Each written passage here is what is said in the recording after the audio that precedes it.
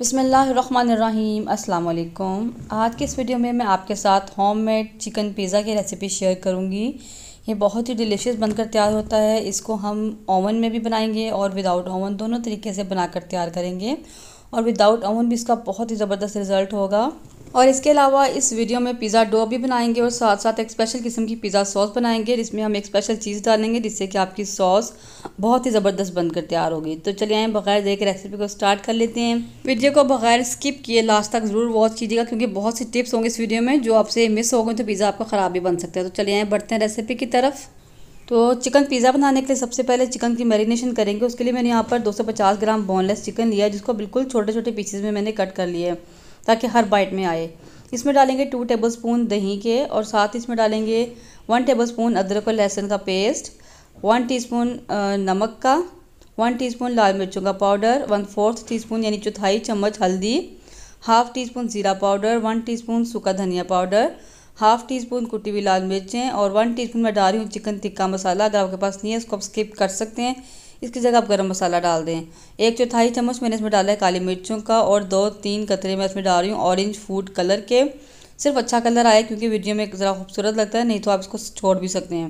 اس کو اچھے سے مکس کرنے کے بعد چاہے تو اس کو آپ آدھے گھنٹے کے لیے میرینیٹ ہونے کے لیے چھوڑ دیں، یا چاہے تو آپ اس کو فوراً سے پکا بھی سکتے ہیں۔ ایک پین لیا ہے، اس میں ڈالیں گے 2 ٹیبل سپون کوکنگ آئل، اور اس میں اس چکن کو ڈال دیں گے۔ اس کو تھوڑا سا پکائیں گے، اتنی دیر پکائیں گے اس کا کلر چینج ہو جائے گا، ٹرانسلوسنٹ ہو جائے گا، اتنی دیر ہم اس کو پکائیں گے۔ جیسے ہی چکن اپنا کلر چینج کر لے گا، اس میں ہم تھوڑا سا پانی ایڈ کر لیں گے، تقریباً آدھے گلاس کے قریب، اور اس کو ہم کور کر کے گلنے کے لیے چھوڑ دیں گے، اور اتنی دیر پکائیں گے چکن بھی گل جائے گا، اس کا پانی بھی اچھے سے ڈرائی ہو جائے گا۔ تو دیکھیں یہاں پر چکن کا پانی تقریباً خشک ہو چکا ہے، اور چکن بھی چیک کر لیتے ہیں، تقریباً یہ گل چکی ہے کیونکہ اتنے چھوٹے چھوٹے پیس ہیں، اور چکن ویسے بھی بہت جلدی گل جاتا ہے۔ تو چکن بہت اچھے سے گل چکا ہے یہاں پر۔ تو بس اس کا جو پانی تھوڑا بہت اس میں ہے، اس کو ہم ڈرائی کر لیتے ہیں، اور اس کے بعد ہم اس کو چولہے سے اتار لیں گے اور ٹھنڈا ہونے کے لیے رکھ دیں گے، اور پھر ہم نیکسٹ اسٹیپ کی طرف چلتے ہیں۔ ہم پیزا ڈو تیار کر لیتے ہیں کیونکہ اس نے رائس بھی ہونا ہے۔ تو پیزا ڈو بنانے کے لیے میں نے یہاں پر لیا ہے 4 کپ میدا۔ ویسے ریسیپی 3 کپ میدے کی ہے، میں آپ کو 3 کپ میدے کے لحاظ سے ہی بتاؤں گی، لیکن میں نے 1 کپ اس میں ایکسٹرا ڈالا ہے کیونکہ مجھے بچوں کے لنچ باکس کے لیے بھی پیزا بنانا تھا، تو اس لیے میں نے 4 کپ ایڈ کیا ہے۔ تو 4 کپ میدا ڈالا ہے، لیکن کوانٹٹی میں آپ کو ساتھ ساتھ 3 کپ کے لحاظ سے بھی بتاؤں گی، یعنی جو اصل ریسیپی ہے وہ 3 کپ کی ہی ہے۔ اس کو میں چھان لوں گی، آپ بھی چھان کر ڈالیں اچھے طریقے سے۔ چھاننے کے بعد اس میں جو چیزیں جائیں گی میں ساتھ ساتھ آپ کو بتاتی جاتی ہوں۔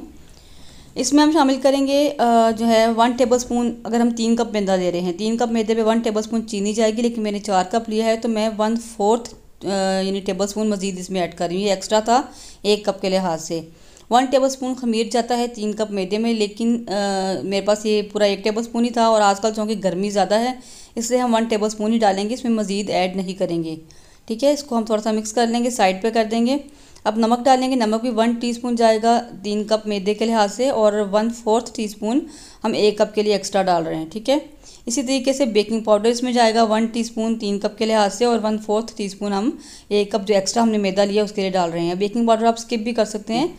اب ہم لیں گے 1/4 کپ کوکنگ آئل۔ اگر اس کو آپ ٹیبل سپون میں دیکھیں تو یہ 4 ٹیبل سپون سے زیادہ بن رہے ہیں، تو میں فی الحال اس میں 4 ٹیبل سپون ایڈ کر رہی ہوں، اور تھوڑا سا کوکنگ آئل ہم بچا لیں گے، تھوڑا تھوڑا ہم بعد میں جو ہے نا ڈو کو ہم گوندیں گے تو ساتھ ساتھ ایڈ کرتے رہیں گے۔ تھوڑا سا اس کو مکس کر لیں گے اچھے سے، اور مکس کرنے کے بعد ہم نے یہاں پر لیا ہے 1 کپ دودھ، نیم گرم ہے، گرمیاں ہیں تو آپ بالکل روم ٹمپریچر پہ بھی لے سکتے ہیں، یا ہلکا سا کوسا جسے کہتے ہیں وہ کر لیں اگر آپ کو جلدی رائس کرنی ہے تو۔ اب ہم اس کو گوندنا شروع کریں گے۔ 1 کپ ہم نے دودھ لیا ہے، اور اگر ہمیں مزید دودھ کی ضرورت ہوگی تو ہم اس کی جگہ پانی ایڈ کریں گے، ٹھیک ہے۔ یہ پانی بھی میں نے گنگنا سا لیا ہے کیونکہ میں نے ٹائم شارٹ ہے میرے پاس، تو میں نے جلدی اس کو رائس کرنا ہے، تو میں نے 1 کپ پانی لیا، تو اس میں سے میں نے آدھے کپ سے تھوڑا سا کم بچایا، یعنی کہ 1.25 کپ میرا دودھ پانی ملا کر لگا ہے۔ اب اس ڈو کو ہم نے جو ہے نا کاؤنٹر پر ڈال دینا ہے۔ ڈو آپ کی بہت نرم بھی نہ ہو اور بہت سخت بھی نہ ہو، مطلب ویسے سافٹ ہی ہونی چاہیے لیکن سخت نہ ہو۔ تو اب دیکھ سکتے ہیں آپ ایسی ڈو ہے کہ جو ہاتھوں کو چپک رہی ہے، اور ایسی ہونی چاہیے اس سے آپ کا پیزا کی ڈو ہے بہت سافٹ بنے گی۔ اب آئل کو تھوڑا سا ہاتھ پہ لگا لیں گے تاکہ چپکے نہیں ہو، اس کو گوندنا شروع کریں گے اچھے سے۔ آپ نے اس کو گوند لینا ہے، جتنی اچھی آپ ڈو کو گوندیں گے نا اتنا ہی اچھی آپ کی روٹی بنے گی پیزے کی۔ تو تھوڑا تھوڑا آپ اس میں آٹا بھی لگا سکتے ہیں، ہلکا ہلکا میدا، یعنی سوری آٹے نہیں میدا آپ نے لگانا ہے، ساتھ ساتھ میدا ڈسٹ کرنا ہے، اور اس کو آپ نے اس طریقے سے گوندتے رہنا ہے، اور اتنی دیر گوندنا ہے کہ آپ دیکھیں گے کہ یہ کاؤنٹر ٹاپ کو چپکنا جو ہے نا بالکل چھوڑ دے گی، یعنی اس کو چھوڑ دے گی اور چپکنا بند ہو جائے گی، اور ہاتھوں کا بھی اسٹک نہیں کرے گی۔ اتنی دیر آپ نے اس کو گوندنا ہے، تقریباً 10 سے 12 منٹ لگ جائیں گے اس کو اس طریقے سے گوندنے میں۔ تھوڑا تھوڑا میں اس میں میدا ڈالتی جا رہی ہوں، اور بیچ میں 1-2 بار میں نے آئل بھی اس میں لگایا ہے تاکہ چپکے نہیں۔ تو آپ دیکھ سکتے ہیں اب یہ جو ہے نا کاؤنٹر کو بھی نہیں چپک رہی اور ہاتھوں کو بھی نہیں چپک رہی، تو ڈو تقریباً ہماری بن چکی ہے۔ تو اس ڈو کو میں نے 10 سے 12 منٹ تک بہت اچھے سے گوندھ لیا ہے، ابھی تیار ہو چکی ہے اور باؤنسی ہوگی کافی۔ اور ایک باؤل میں تھوڑا سا آئل لگا کے اس کو اس باؤل میں رکھ دیں گے، اور رائس ہونے کے لیے اس کو بھی ہم نہیں چھوڑیں گے۔ نیکسٹ سٹیپ پہ ہم نے کیا کرنا ہے اس کی طرف چلتے ہیں۔ تو یہاں پہ میں نے ایک پیزا ٹرے لے لی ہے، کافی پرانی پیزا ٹریز تھے، کافی بلیک ہوئی ہوئی ہے۔ ہم آئل یا گھی سے گریس کریں گے اور اس کے اوپر ہم نے میدا ڈسٹ کرنا ہے۔ آپ آئل سے بھی گریس کر لیں تو کوئی مسئلہ نہیں ہے، اس طرح میدا ڈسٹ کرنے سے کیا ہوگا، یہ بہت جلدی پیزا ہمارا ایزیلی اس میں سے نکل آئے گا۔ آپ دیکھیں گے بہت جلدی سے پین کو چھوڑ دیے۔ 3 کپ میدا سے جو نا ایک بڑا پیزا بناؤں گی اور ایک اسمال سائز کا پیزا، میڈیم سائز کا پیزا بنائیں گے۔ اس کو ہم نے گھی سے گریس کیا، اس کے اوپر میدا ڈسٹ نہیں کیا، اور جس کو میں نے گھی سے گریس کیا تو اس کو میں نے فریج میں رکھ دیا تاکہ یہ سیٹ ہو جائے۔ اب جو ڈو ہے اس میں سے 1 کپ میدے کے لحاظ سے میں نے ڈو الگ کر دی ہے، باقی جو 3 کپ میدا ہے اس ڈو کو ہم بیل لیں گے، بڑی سی ایک روٹی بنا لیں گے اس کی۔ ابھی آپ نے اس کو رائس ہونے کے لیے نہیں چھوڑنا۔ اگر آپ اس طریقے سے ڈائریکٹ نہیں بیلنا چاہتے آپ تو پہلے آپ اس کو چھوڑ دیں تاکہ رائس ہو جائے، اس کے بعد بھی اس کو آپ بیل سکتے ہیں، کوئی مسئلہ نہیں ہے۔ تو اس طریقے سے اس کو ہم نے پتلی سی ایک روٹی بنا لی ہے، جتنا ہمارا پین ہے اس سے بڑی آپ نے بنانی ہے۔ اس روٹی کو آپ نے اٹھانا ہے، اس پین کے اوپر ڈال دینا ہے، یہ پین سے بڑی ہونی چاہیے، باہر تک آنی چاہیے، اور اس طریقے سے ہاتھوں سے دباتے ہوئے اچھی طریقے سے اس کو بٹھا لینا تاکہ اچھے سے روٹی ہر جگہ سیٹ ہو جائے اور باہر نہ نکلے، ٹھیک ہے۔ تو اس طریقے سے آپ نے دباتے ہوئے اس کو اچھے طریقے سے پین کے اندر کر دینا ہے۔ اور اس کے بعد آپ نے کیا کرنا ہے، ایک بیلنے کی مدد سے اس طرح آپ نے اوپر سے بیلنا ہے، زور سے مارنا ہے، یعنی اس کو آپ نے دبانا ہے، اس سے کیا ہوگا ایکسٹرا روٹی ٹوٹ جائے گی اور سائڈوں پہ کنارے آپ کے بہت زبردست سے بن جائیں گے۔ اور اب ہم اس کو رائس ہونے کے لیے چھوڑ دیں گے، کسی اوون کے اندر رکھ دیں، کسی گرم جگہ پہ اس کو آپ رکھ دیں۔ اگر تو سردیاں تو پھر آپ اس طرح مت کریں، کیونکہ پھر اس طرح جو ہے اس کو کور کر کے رکھنا ہوتا ہے تو پھر وہ مشکل ہو جاتا ہے، تو پھر آپ اس کو پہلے رائس کریں، اس کے بعد اس کو آپ اس طریقے سے بیلیں گے۔ اب جو باقی کا آٹا بچا ہے اس کو ہم اکٹھا کر کے 10 منٹ کے لیے چھوڑ دیں گے تاکہ تھوڑا سا ڈھل جائے، کیونکہ ہم نے دوبارہ سے پیڑا کیا نا تو تھوڑا سا یہ یعنی کہ اس میں لچک آ گئی ہے، بیلا نہیں جائے گا، تو اس کو دوبارہ سے ہم 10 منٹ کے بعد بیلیں گے۔ اور جتنی دوسری ہماری ٹرے ہے اس سے ہم نے بڑا بیلنا ہے تھوڑا سا، اور بیلنے کے بعد آپ نے اسی طریقے سے جیسے میں نے پہلے کیا تھا اسی طریقے سے آپ نے ٹرے میں رکھ کے اس کو اچھے سے دباتے ہوئے سیٹ کر لینا ہے، اور باقی ایکسٹرا جو سائڈ پہ کنارے ہیں اس کو ہم بیلنے کی مدد سے اس طرح کٹ کر کے اتار لیں گے۔ ٹھیک ہو گیا، اس کو ہم سائڈ پہ کر دیں گے۔ کبھی ہم رائس ہونے کے لیے چھوڑ دیں گے، اور جب تک یہ رائس ہوتا ہے ہم اپنی جو ہے نا پیزا سوس بنا لیتے ہیں۔ اب گرمیاں ہیں تو بہت جلدی رائس ہو جائے گی، پیزا سوس بنتے بنتے انشاءاللہ یہ رائس ہو جائے گی، ڈو ہماری پیزا کی جو ہماری بیس ہے۔ تو ابھی میں نے لیے ہیں 1 پاؤ ٹماٹر، اور اس کو میں نے جو ہے نا چھری اندر میں نے ڈال کے اس طریقے سے اس کو میں نے چولہے پہ سیک لیا۔ اس سے کیا ہوتا ہے اس کے چھلکے بہت باریک باریک اتر آتے ہیں، تو اس طرح آپ دیکھ سکتے ہیں کتنا باریک چھلکا اس کا اترا ہے، لیکن اگر آپ چاہیں تو چھلکے سمیت بھی اس کو گرائنڈ کر سکتے ہیں۔ اس کو میں نے چھیلنے کے بعد گرائنڈ کر لیا تھا، اس کا پیسٹ بنا لیا۔ اب ایک پین میں اسی پین میں جس میں ہم نے چکن فرائی کیا تھا اس میں ڈالیں گے 2 سے 3 کھانے کے چمچ کوکنگ آئل، 1 ٹی اسپون ڈالیں گے اس میں لہسن چاپ کیا ہوا۔ اس کو ہم فرائی کریں گے اور اتنی دیر پکائیں گے کہ اس میں سے اچھی سی خوشبو آنا شروع ہو جائے گی۔ اس کے بعد اس میں ایک چھوٹی پیاز کو میں نے رفلی چاپ کر کے اس میں ڈال دیے۔ پیاز آپ اسکپ بھی کر سکتے ہیں، لیکن اس سے کیا ہوگا ایک تو اس کی کوانٹٹی بھی زیادہ ہو جائے گی اور اچھی بھی لگتی ہے۔ اس کو فرائی کریں گے اتنی دیر کہ بالکل یہ ٹرانسلوسنٹ ہو جائے گا اور تھوڑا سا سافٹ ہو جائے گا پیاز، اتنی دیر ہم اس کو فرائی کریں گے۔ پیاز کو ہم نے فرائی کر لیا ہے، اب اس میں جو ٹماٹر کی ہم نے پیسٹ بنائی تھی وہ ہم اس میں ڈال دیں گے، اور ساتھ ہی کچھ اسپائسز بھی ڈالیں گے۔ 1/2 ٹی اسپون نمک کا ڈالیں گے، 1/4 ٹی اسپون لال مرچوں کا پاؤڈر، 1/2 ٹی اسپون کٹی ہوئی لال مرچیں، اور 1/4 ٹی اسپون اوریگانو لیوز ہیں میرے پاس وہ میں ڈال رہی ہوں۔ اگر لیوز نہیں ہے تو آپ پاؤڈر بھی ڈال سکتے ہیں۔ ان کو ہم اچھے سے مکس کریں گے۔ اچھا ٹومیٹو کیچپ ہے تو 2 سے 3 کھانے کے چمچ ٹومیٹو کیچپ بھی ڈال دیں، میری بھی ختم ہو گئی، بالکل تھوڑی سی نکلی ہے، تو میں اس میں تھوڑی سی جو نا شوگر بھی ایڈ کروں گی، بالکل یعنی کہ 1/4 ٹی اسپون میں شوگر ایڈ کروں گی اس میں، اور تھوڑی سی میں نے اس میں کٹی ہوئی مرچیں اور ڈالی، مجھے کچھ کم لگ رہی تھی اسپائسی۔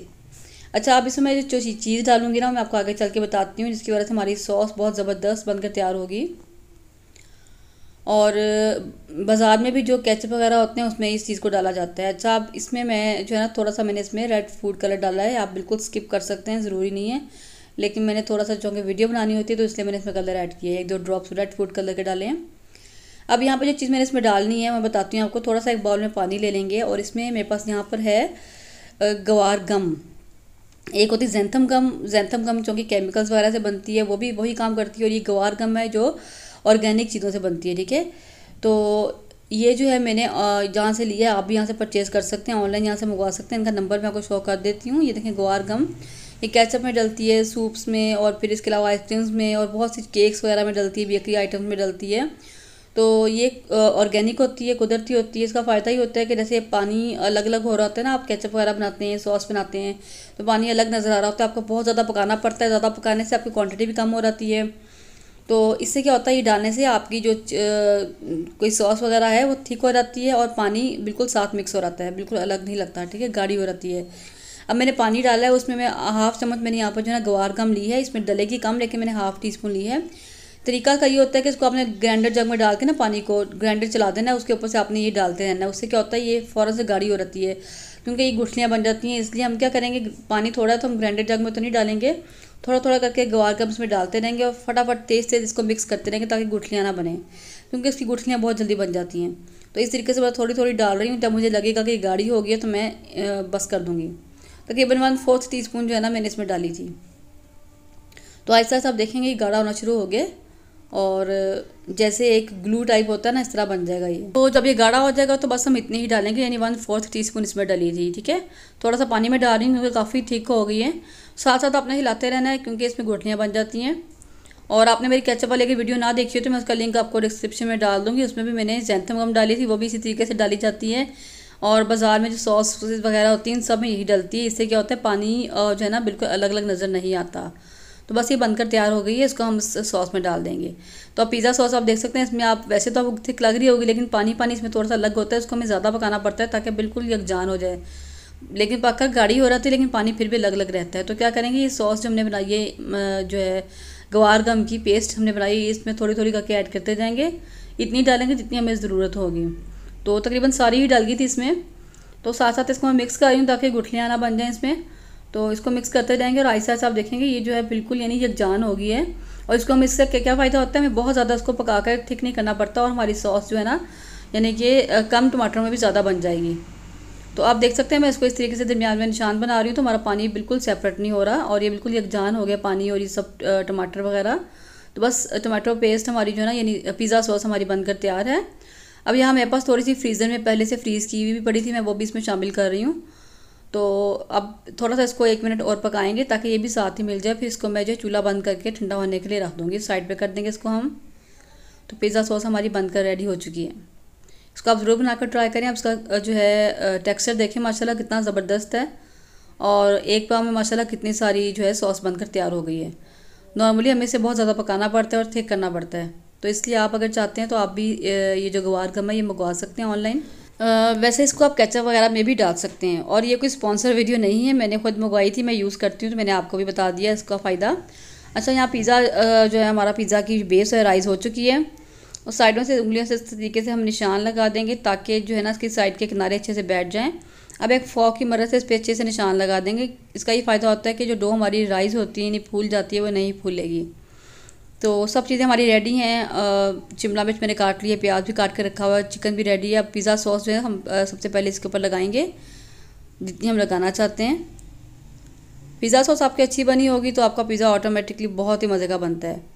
تو اچھے سے ہم نے ساری پھیلا دی اور آپ دیکھ سکتے ہیں کہ کتنی زبردست ماشاءاللہ پیزا سوس بنی ہے۔ اب میرے پاس یہاں پر گریٹ کی ہوئی جو ہے نا موزریلا اور چیڈر چیز مکس ہے، یہ اسی طریقے سے میں لے کر آتی ہوں، آپ چاہیں تو صرف موزریلا بھی ڈال سکتے ہیں، چیڈر بھی ڈال سکتے ہیں۔ سب سے پہلے میں اس میں چیز ڈالوں گی اور اس کے بعد اس کے اوپر ویجیٹیبلز رکھیں گے، چکن رکھیں گے۔ چکن کو میں نے بہت چھوٹے پیس اسی لیے کی تھی تاکہ ہر بائٹ میں ایزیلی آ جائے، آپ چاہیں تو بڑے پیس بھی کر سکتے ہیں، پر ان کا یہ فائدہ ہوتا ہے کہ کوئی یہ نہیں کہتا کہ میرے پاس بوٹی نہیں آئی، میرے پاس بوٹی نہیں آئی۔ تو اس طریقے سے میں نے چکن کو تمام پیزے پہ پھیلا لیا اچھے طریقے سے، اوپر تھوڑے سے پیاز ڈالیں گے، تھوڑی سی شملہ مرچ ڈالیں گے، آپ چاہیں تو آلیوز بھی ڈال سکتے ہیں، جو چیز آپ کے پاس ہو آپ ڈال سکتے ہیں، میرے پاس صرف یہی تھی تو میں یہی ڈال رہی ہوں، اور کارن بھی آپ ڈال سکتے ہیں اوپر۔ تو تھوڑی سی چیز میں اس کے اوپر سے بھی ڈالوں گی، بالکل ہلکی سی۔ ویسے جو ہے چیڈر چیز کا ٹیسٹ زیادہ اچھا ہوتا ہے لیکن موزریلا چیز کی تار بنتی ہے تو میں مکس ہی ڈالتی ہوں ہمیشہ۔ تھوڑی سی چیز میں نے اوپر سے بھی ایڈ کی ہے، تھوڑا سا اوریگانو پاؤڈر ہم اوپر سے اسپرنکل کریں گے اور تھوڑی سی میں کٹی ہوئی مرچ بھی ڈال رہی ہوں، اگر آپ کو اسپائسی کھانا ہو تو ڈال سکتے ہیں، اگر نہیں کھانا تو آپ مت ڈال لیں، تو میں کٹی ہوئی مرچ ڈال رہی ہوں۔ اور بس اس کو میں جو ہے نا بیک ہونے کے لیے اوون میں رکھ دوں گی، 180 ڈگری پہ میں نے اوون کو پری ہیٹ ہونے کے لیے رکھ دیا تھا پہلے ہی 10 منٹ پہلے، اور اب اس کو میں اوون میں رکھ دوں گی بیک ہونے کے لیے، تقریباً 20 سے 25 منٹ میں ہی بیک ہو جائے گا۔ اب جو چھوٹا پیزا تھا اس کو بھی میں نے اس طریقے سے جو ہے اسمبل کر لیا، اور اس کو میں یہاں بغیر اوون کے بناؤں گی تو میں نے یہاں پر کڑھائی لے لی ہے، اس کو میں نے پری ہیٹ کرنا ہے، تو میں نے آنچ کو تیز کر دی ہے تاکہ ہائی فلیم پر ہی 5 منٹ میں جلدی گرم ہو جائے۔ دوسری والی چھوٹی پیزا ٹرے ہم اس کے اوپر رکھ دیں گے۔ اچھا وداؤٹ اوون مجھے رزلٹ ہمیشہ زیادہ ہی اچھا لگتا ہے کیونکہ بہت اچھی روٹی پکتی ہے اور کلر بہت اچھا آتا ہے اوون کی نسبت، تو میں کیک بھی زیادہ تر جو ہے نا وداؤٹ اوون ہی بیک کرتی ہوں۔ تو ماشاءاللہ یہ ہمارا پیزا بن کر تیار ہو چکا ہے اوون والا، اور وداؤٹ اوون بھی چیک کر لیتے ہیں، تقریباً یہ تیار ہے، بس 1 منٹ اس کو اور دیں گے۔ تو ماشاءاللہ آپ دیکھ سکتے ہیں کتنی زبردست لک آئی ہے بغیر اوون کے بھی۔ تو یہ اوون والا پیزا ہمارا دیکھیں ماشاءاللہ کتنا زبردست بنا ہے، بہت ہی آسان ہے۔ اور میں نے تقریباً 6 بجے ڈو گوندی تھی اور میں نے 8 بجے پیزا تیار کر لیا تھا، بہت جلدی بن جاتا ہے۔ بس پیزا سوس آپ کو ریڈی کرنی ہوتی ہے پہلے، جو مشکل کام ہوتا ہے، باقی گرمیوں میں جو ہے نا ڈو بہت جلدی رائز ہو جاتی ہے۔ تو بس اس کی میں کٹنگ کر لوں گی، اس کو ہم 8 پیسز میں ڈیوائڈ کریں گے۔ اور اگر یہی پیزا بازار سے لے کر آتے ہیں تو بہت مہنگا پڑتا ہے، 2000 کا ہی پیزا آتا ہے، تو بہتر ہے کہ آپ اس کو گھر پہ بنائیں۔ ایک تو صاف ستھرا ہوتا ہے اور ایک بہت کم بجٹ میں یہ بن کر تیار ہو جاتا ہے۔ اور اس کی روٹی ماشاءاللہ بہت زبردست بنی ہے، سیم ایز اٹ از آپ نے اسی طریقے سے ریسیپی فالو کرنی ہے تو انشاءاللہ بالکل پرفیکٹ بنے گی۔ آپ دیکھیں ماشاءاللہ کتنی زبردست پیزا بنا ہے، بہت ہی سافٹ اس کی روٹی بن کر تیار ہوئی ہے۔ اور اب جو وداؤٹ اوون ہم نے بنایا تھا وہی بن کر تیار ہو گیا، اور آپ دیکھیں کتنا ایزیلی جو ہے نا پین سے یہ نکل آ کے آ رہا ہے۔ تو اگر آپ نے اچھے سے پین کو گریس کیا ہو تو پیزا بہت ایزیلی باہر نکل آئے گا۔ تو اور بہت زبردست اس پہ کلر بھی آیا تھا۔ مجھے امید ہے آج کی ویڈیو آپ کو ضرور پسند آئی ہوگی، اس کو آپ ضرور بنا کر ٹرائی کریں، مجھے کمنٹ میں ضرور بتائیں کہ آپ کو کیسا لگا۔ ویڈیو اچھی لگے تو لائک کریں، شیئر کریں، چینل پر نئے ہیں تو چینل کو سبسکرائب بھی ضرور کرتے جائیں۔ ملتے ہیں انشاءاللہ کسی نیکسٹ ویڈیو میں، دعا میں یاد رکھیے۔ اللہ حافظ۔